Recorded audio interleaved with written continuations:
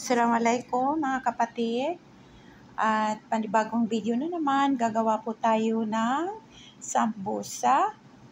Ayan po yung aking gagawin para po mamaya sa aking mga bisita at ihahanda ko na po. At ngayon, babalutin ko na po, lalagyan ko ng giniling na karni. Yung giniling na karni, nilagyan ko ng sibuyas bombay at garlic, black pepper, red chili powder, bag-tunis, parsley leaf, at salt.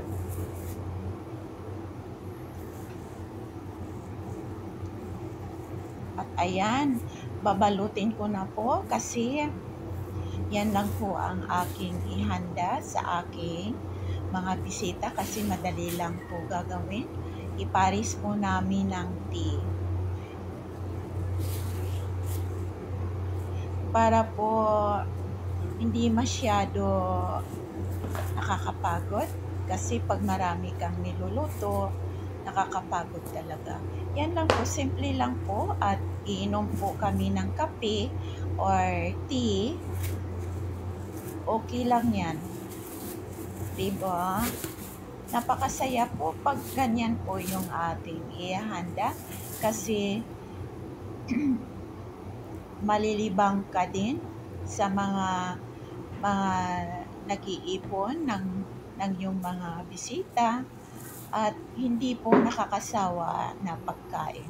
Kasi yan po palagi yung inahanda pag may bisita.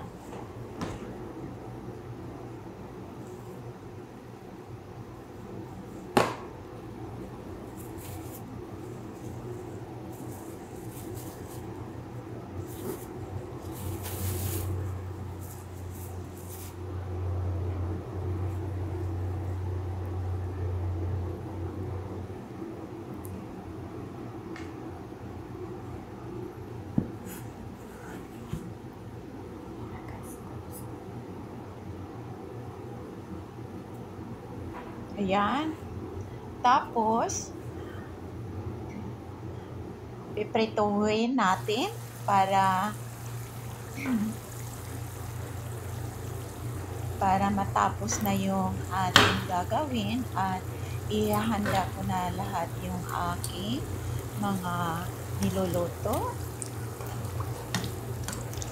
Ayan, maraming salamat po sa inyong panunod mga kapatid.